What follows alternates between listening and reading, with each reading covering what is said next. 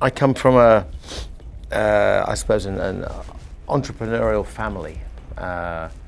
My dad is a fairly classic case of somebody who more or less educated himself and became an engineer, but was selling cars and building houses and knocking houses down, and then opening all kinds of strange enterprises. We lived in a hotel, which he ran. And so every morning I'd get up and get myself to school, and Mum and Dad would be making the breakfast, and then he'd be serving in a bar, and then he'd be selling cars, and then he'd be, so it was a crazy sort of upbringing. And then, so I was always used to the idea of chaos. A little bit of chaos was always present when I was a kid. And I think it's lasted through the rest of my life. There's always been a desire with me to shake things up a little bit. I don't like all the time to have everything go 100% smooth. It's nice when it does. That's for other people. But as far as I'm concerned, maybe I'm getting a little bit bored now, So, I do like to shake things up. I do like to look at the world from different angles and different ways, because it's interesting. My drive into doing business things, my descent into business, you could always say it, yeah. Actually started when I was very, very small. My first business was called Rent a Pencil, and I was about 10 years old. And it didn't work because everybody stole my pencils. They never paid me any rent, So, I failed to secure my intellectual property rights. But I was always fascinated by,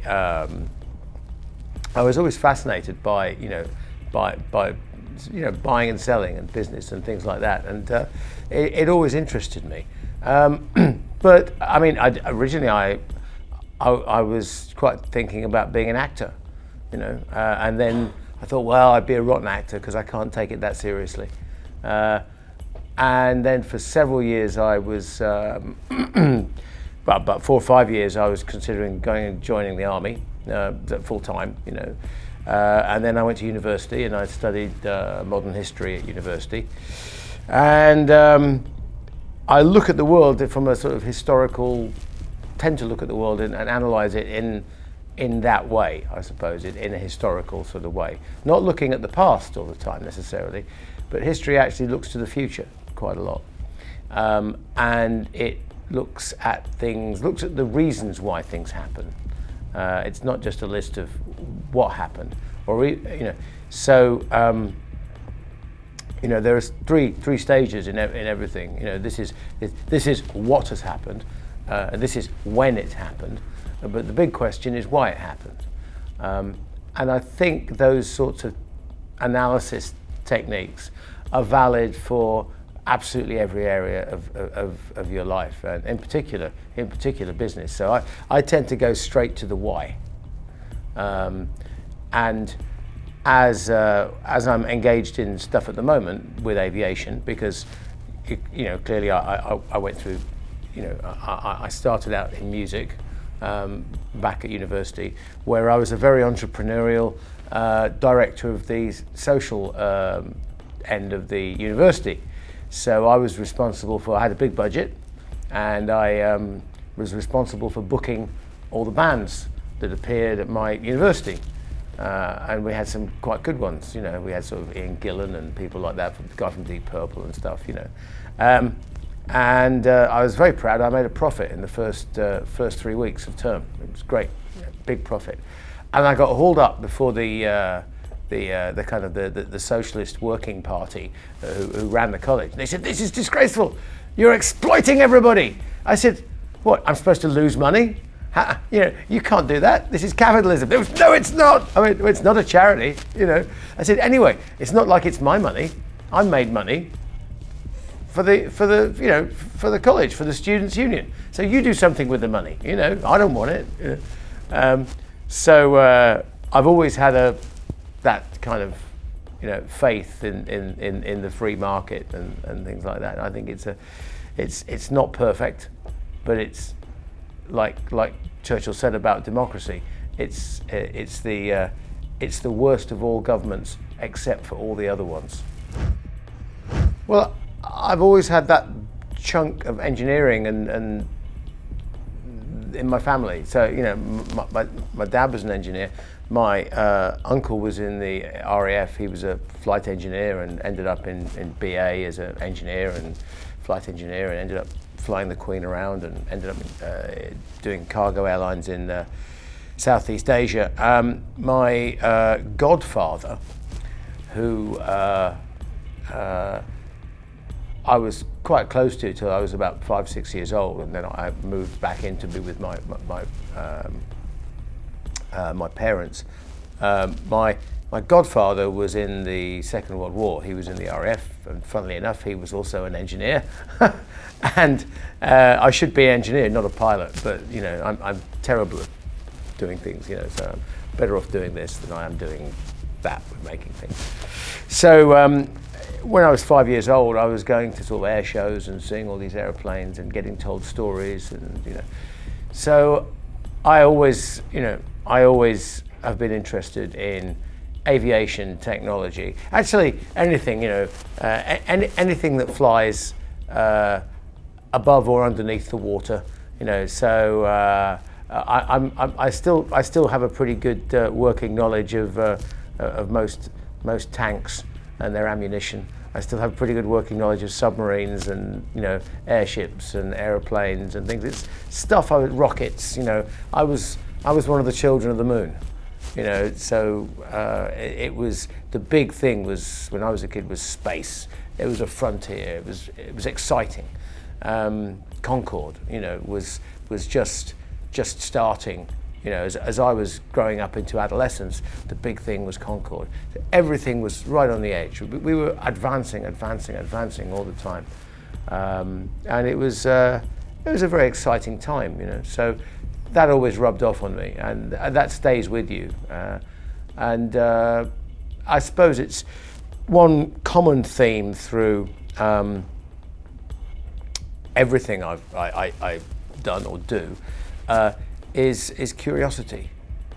It's somebody shows me something and I go, that's interesting. Why does that work? How does that happen? And it's learning the essence of things, I suppose. And it was the same thing with sport when I did fencing, and I got quite good at it. But and I loved it because it was an open challenge. In other words, there was no ultimate solution to it. Combat sports are like that. That's why people stay with them for their entire life, because there's always another opponent. There's always somebody that's going to present a problem that you never foresaw, and you have to be creative. And actually, it's the same thing in aviation and flying, because every day is different. Every sky is different. Every cloud is different. There are very few jobs that are like that. Yeah, so having got to be, captain of a transatlantic jet airliner, sounds pretty cool, doesn't it?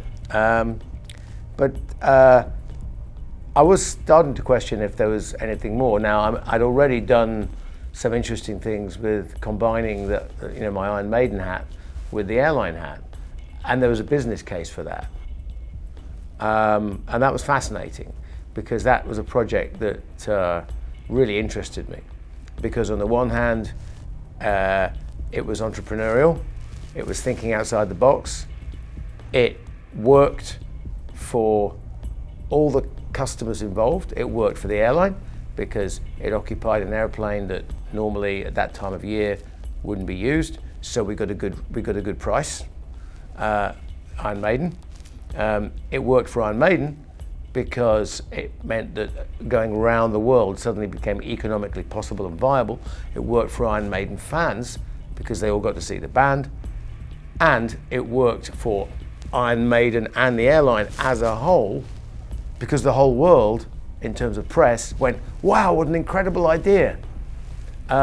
So as a piece of invention, it worked at every single level, and I love things like that because nobody loses, and that's the best business deal you can possibly make. Nobody loses. Everybody has to give a little bit here, give a little bit there. You know, it's not 100% perfect. There's no overall winner, but everybody wins, and we did it 3 times. So that's how successful the idea was. So I ended up being dragged in, and they said, well, you should be the marketing director for the airline because you're pretty good at this sort of stuff. Because it's imagination, and you know. So I was working quite closely with the then CEO, and who had started lots and lots of businesses before and run other businesses other than just airline businesses. And we were discussing what was going to happen with the airline, and it was obvious to us that the way that the airline was being managed by the owner, because it was owned by one guy who was an Icelandic guy who bought the airline, it was obvious to us that the numbers didn't add up, that there was a certain philosophy that the way he was running the company, and it maybe could last for another year, maybe another 2 years, but ultimately, unless he changed the way he was running the company, it was doomed. Which was very sad because it was a very good company. You know, the actual operations side of it, the training side of it, the front end of it was great. This is the sad thing, is that, you know, a really good operation, a really good company, a great bunch of people can get destroyed by the wrong philosophy of 1 or 2 people. So anyway, 14 months ago, it went bankrupt, and I was left without an airplane and, you know, without a job. Yeah, sure, I had Iron Maiden, so I wasn't exactly going to the poorhouse, but that wasn't the point. There was a huge amount of 500 people out of a job now, and most of them weren't finding jobs and things, and we tried to get the airline back up and running and buy it back off the administrator. A big mess, and it was just obvious that it was easier and cleaner to start again with no debt and no nonsense around the whole thing, which sadly was the case. So in amongst all this, an opportunity came for an amazing facility in Wales, which was actually a maintenance facility. And we went to look at it, and the idea was that maybe we could use this as a maintenance base for an airline, and then we looked at it closer and went, actually no, let's look at engineering, because engineering is a big cost in the whole picture of aviation, and it's expensive, it's often late, and it costs airlines a huge amount of money.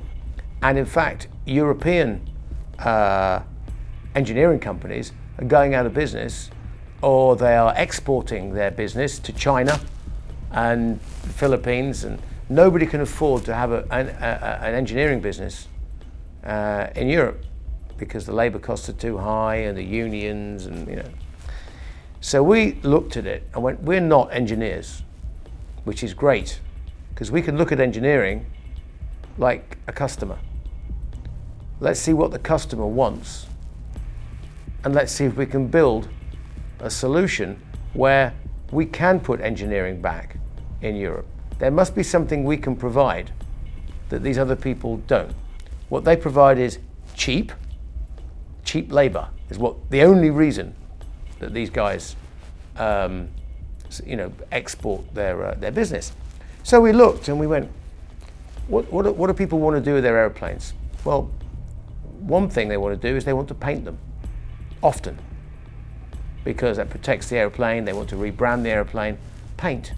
Where do they do that? The answer is they do it all over the place. Because engineers, all they do is they turn spanners. They don't paint.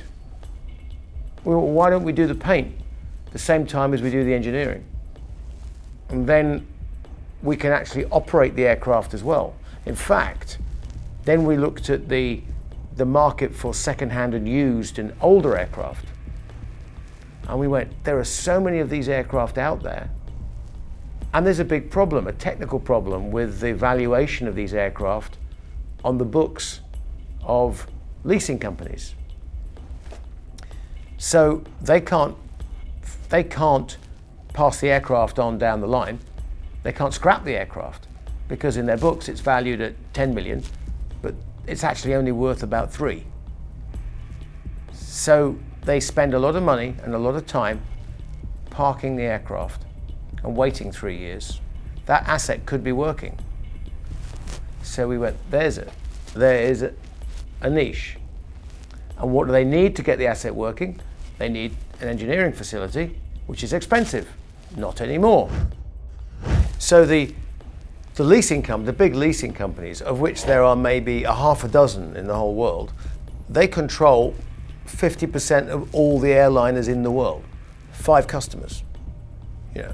So actually, straight away you go, actually, no, we want to be talking to leasing companies because they have a problem with a lot of aircraft on their books that they don't know what to do with, but they're perfectly good aircraft, costing them money until they can afford to scrap them.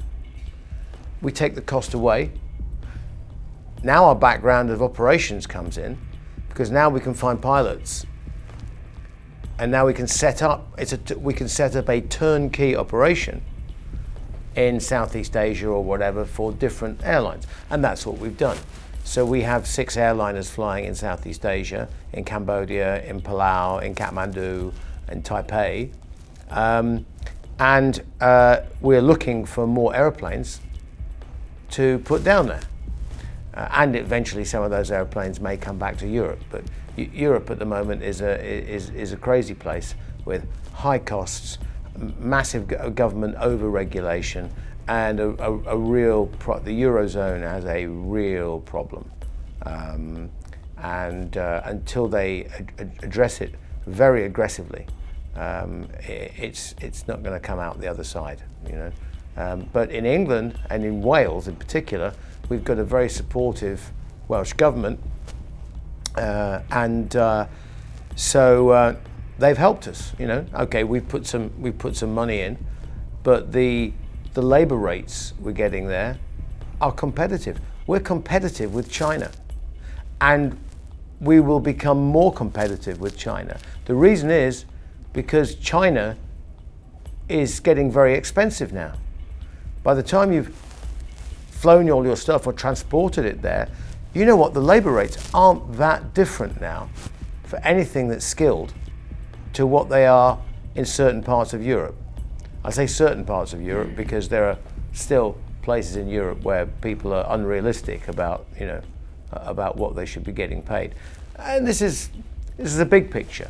The big picture is that for a long period of time, Europe was big and fat and greedy and took all the resources from the rest of the world and paid them 0. So we thought we were geniuses and it was a miracle. Well, no, we were just stealing everything, right? And giving them glass beads. Here, we'll take your diamond mine, So, well, the world's got wise to that, and now the Europeans have failed to respond. We just sat there and went, Europe, we're old, we're traditional, we are the cradle of democracy, we're this, we're that. Rubbish. Get real. Smell the coffee. Out there is Asia and China. They don't have working time directives. They don't have all that kind of stuff. I'm not suggesting we should necessarily abolish all of our hard-won standards of living here. But our standard of living has to drop by about 10 or 15% because it wasn't real. We borrowed all the money in the first place. And the governments allowed us to borrow the money because it kept the governments in power. It was a bribe. That's all had to stop. There's a lot of pain, which is very sad and regrettable. But that is always going to happen when you get a big bubble like that. It's going to end in tears. And it will probably continue to do so until people really take aggressive action. But what's happening is a rebalancing. So it was that Europe was up here and China and Southeast Asia was down here, and they made little plastic toy soldiers and cheap stuff in the 1960s. But now it's come up to this point. And as it rebalances, so their costs will go up and our costs will go down, not as aggressively as they should do, but they're still going down. So actually, somewhere around about here is a point where things that were made in China are going to start being made again back in Europe. And that is actually starting to happen now. It's also starting to happen in the States.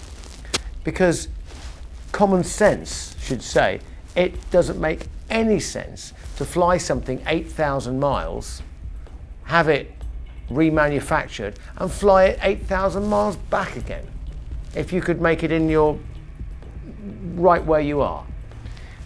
So the very fact that that journey is possible and makes economic sense means that something is terribly wrong where the journey starts, you know? And I think people are starting to realize that. And it's going to have a good effect. Stuff will come back.